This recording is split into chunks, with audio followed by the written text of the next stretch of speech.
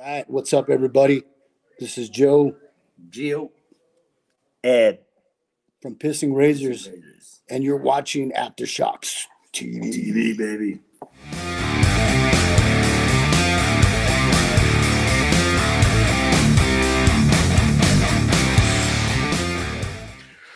All right, so let's go into our next topic. Enough that dystopian kind of negative shit there. Let's get into now. Our old CMS network compadre, Josh Toomey, he's got a current podcast called New Pod, which is a new metal podcast, obviously. He recently did a really cool interview with ex-Fear Factory vocalist Burton C. Bell. And Bell mentioned, they were talking about, I think, Biohazard. And Biohazard was one of the first bands that kind of got big that blended really metal and rap, right? And even though when you want to go back to really who, there's always that discussion about nu metal because it was one of those genres there that wasn't very well received by all metal fans. I think most people, even if they weren't huge into grunge, they could accept that. Okay, you had some good bands like Soundgarden and Alice in Chains, and so forth, Pearl Jam or whatever. But most people that weren't from say my generation and below really had a hard time accepting nu metal. I know you're not a big fan of it yourself, so there's always that thing. It was kind of like the '90s version of the hair metal. Where a lot of people, a lot of guys in the 70s hated the hair metal because of what it stood for and all the flash and everything. Nu metal was basically the 90s version of that, right? So there's always that thing about who really started nu metal, whose fault was it, all that stuff. So in the interview, he was what Burton was saying was that you can essentially trace it back to Anthrax when they did the song "I Am the Man" on that same EP back in 1987, because they did sort of like a version of like a Beastie Boys version, right? So because at that point in New York, Beastie Boys were blowing up, and they had like No Sleep to Brooklyn, and You Got to Fight for Your Right to Party. They had Kerry King on guitar, so you had like a metal tinge, rap thing. So you had Run DMC that, of course, did the the thing with Aerosmith, but when it came to metal, that was more rock. But when it came to metal, Anthrax really, not only did they do "I'm the Man," they also then bring the noise with Public Enemy, right? Back in those days. So they were kind of the first metal band to do it. And so, like I said, nobody wants to take credit for it. And so the question, it's one of those things. No one wants to go, yeah, that was us, dude. We're proud that we spearheaded that. Although Scotty and I think Heads come out and said that, he doesn't like, they don't necessarily embrace it, but of course, they can't deny it. They were the first ones to do it, right? So, and obviously they did it more as a tongue-in-cheek thing. Because to me, I don't believe it, though. We'll get into what we feel. I don't believe that they were, though. I think they did it, like I said, more of it was just a goof, sort of one-off thing. There were a bunch of bands in New York that did that in the hardcore scene, the thrash scene, because rap was born and bred in New York. It was everywhere. I mean, where I grew up, it was all around me. So it was hard when you got into metal. When it was two genre mixed, it kind of went hand in hand from where we were from, and we did like it.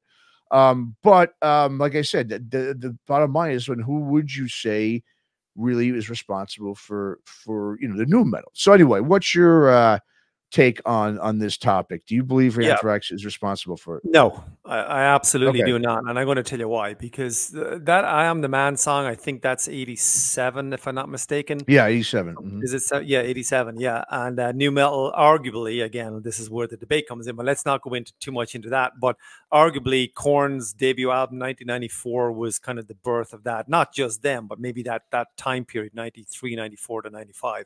And if "I Am the Man" was 6 years previous to, so that this song lay dormant for 6 years, and then it just got discovered by all these new metal bands.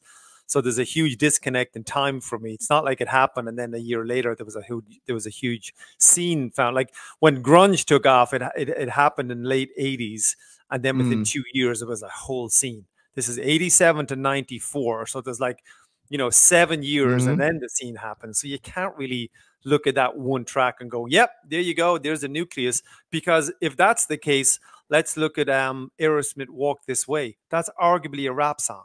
It's a rap song. Listen to it. 1974. That was actually January 1974. I had to look that up. I'm not that good.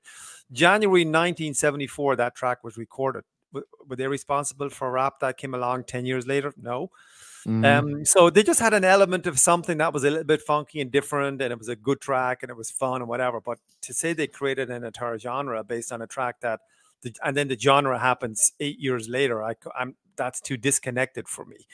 And then look, new metal was, you know, Korn, Deftones, Systems, Limp Bizkit, Linkin Park. Maybe I don't know if they're new metal, but they're in there. You know, Papa Roach, all that kind of stuff. Some of it I like, some of it I just. And I think it's amazing. I think a lot of new metal bands dated more than the 80s band 10 years previous. It just sounds so 90s. And I'm just not seeing it. I just see the birth of that was Korn. I think that's where it came from. And I don't think for 1 minute Korn were looking back on, Jonathan Davis was looking back on, you know what, guys, I got an idea. See that Walk This Way track? We're gonna base an entire scene on that track. So I think what he's saying is there are elements of new metal in it, possibly with the rap kind of fusion thingy going on, but that was accidental and fun. I don't think for 1 minute they created a genre. So I gotta say with Mr. Burton, I don't agree with him whatsoever on that. That's just my take. Yeah, neither do I. I'm pretty much lock and step with you, Tom. I mean, to me, yes. I mean, Anthrax might have been the first ones to fuse both rap and metal together, but to say they were responsible exactly for new metal, no way. Because for one thing, like you said, they didn't do it full time. You know, they just did a track or two. This wasn't like they did a whole album of it and it was like, oh wow, and then all of a sudden it influenced all these other bands. I mean, even Biohazard, they obviously definitely both, you know, they fused both genres as well, but they didn't have a turntable up there. They didn't have dressed up. Now it wasn't until the singer Evan Seinfeld, 94, the State of the World address, he was starting to look like that. But the one guy, just the only guy in the band. Korn took it all the way. And I'm with you. It all starts with Korn because they released their debut in the same year as Biohazard State of the World address. But they went on full, they were even calling themselves Pimp Rock or Pimp Metal or something like that. That's right. They had the beats, you know, they had the samples. Biohazard never had the sampling. They didn't have the turntables up there. Yeah. They were just from New York, and like I was telling you, it was just infused in the urban lifestyle. So you had hardcore in the 80s. That was what urban music was about, you know, and then rap, of course, was then there as well. And then naturally, those were just the two urban music, genres that just naturally fused. But there was no, so I mean, you know, Biohazard still had long hair. They still looked like rockers, punk rockers, or whatever. But it was Korn that came out with all the shell-toed, shell-top Adidas and the the jumpsuits and everything like that. And Deftones, Deftones definitely they followed. Oh, big time. Maybe, yeah. Well, once after Korn came out, exactly. Deftones followed, like you said. Then Limp Bizkit got huge. Linkin Park later on. See, System of a Down is another one of those bands. I don't really look at them as a new metal band. Now, I understand their riffs are a bit new metal. They have some Korn-like riffs. But singing, like we say, you know, I mean, Surge is more of like anywhere from like a Freddie Mercury to like a, I don't know what you'd call them. There's just one band I never got. I saw them at a festival. It could have been Donington or wherever, and they're just a band I can never. Do you ever go back to a band and go, maybe it's not as bad as I thought? Maybe I'm older, my ears are different, or I see things differently. You go back and visit, and then 10 seconds in, sometimes you like them. Nope, and you just take so it you off. Still, nope, can't take it. I just can't take them. Just me. I do love them, but I will say when I first heard them, it took you know, it was definitely a band you had to get used to a little bit, you know, to understand it. When I first heard it, I couldn't stand his voice. It was just too over the top. I liked like one or two songs on the records. I kept hearing about him. And I remember I went and bought the record they were playing on Ozfest that year. I'm like, all right. And that's what I used to do when I'd see some of these bands back then, since we didn't have streaming. I was like, all right, well, they're playing Ozfest. They got to be pretty decent, right? Or at least they're getting some back in. Let me go and pick it up. Yeah. I picked up their first record. I wasn't blown away by it. I wasn't. I liked a couple songs. But it wasn't until the second record came out, and then I saw them live, and I thought they were phenomenal live. And I've seen them about 3, 4 times live, and I think they're a fantastic live band. But if you sit down and you put them on for the first time, you're not going to go, wow, yeah, this is awesome. You're going to be like, what the fuck is this? And so, but I just never literally saw them as being a new metal band. I would agree with you. But they were always in there because of the time. That's all it was. And I agree. Yeah. But I think just on Korn, like Korn, you know, they're what, 30 years? Yeah, 30 years since their Yeah, 30 debut. years. That's what that tour is going to And be. they're Yeah, still 30 playing years. arenas. Like they just announced an arena tour of the US. They're still playing arenas. I've seen Korn 3 or 4 times, and the most you've seen them, I'm guessing, Matt.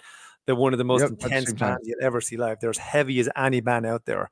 I'm a Korn fan. I'm not going to call myself an uber Korn fan, but I do like him. And they are actually coming to Charlotte with Gojira, and I'm 100% getting a ticket for that. I saw them about 5 years ago with Rob Zombie in New Jersey, and I was like, oh my god, I can't remember what the did you see, was that their first albums, that the 25th anniversary? Because could have been, yeah. I did love their first record. I did. I was a huge fan of it. But I not so much too much after that. I didn't like the second record. The third record, Follow the Leader, that was one that really got them, like, you know, huge. And I liked a bunch of songs on that album. But, you know, and then they did, like I said, I'm with you. I'm a fan. I don't dislike them, but Yeah, I don't, it's not often. The only thing I really pop on from Korn from time to time is that first record. I don't sit there and go, hey, let me put on the Untouchables or one of these, you know, records they had all in between, because to me, they just always sounded the same a lot of times. They didn't really have a lot of, you know, which is okay. They found their style.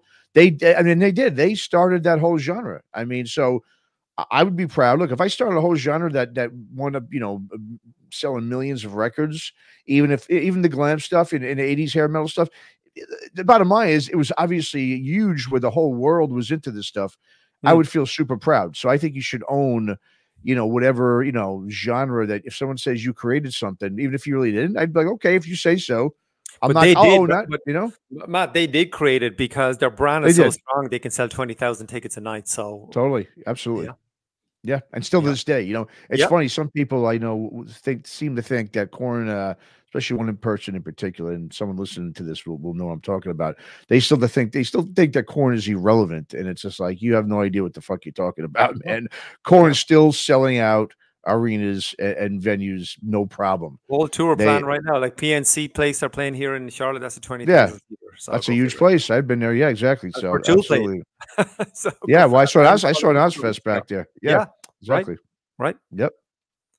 All right. Yeah. So yes, we both agree. Korn is who started the new metal genre, not Anthrax. So Burton, I love you, man, but you're wrong. You're totally wrong on that.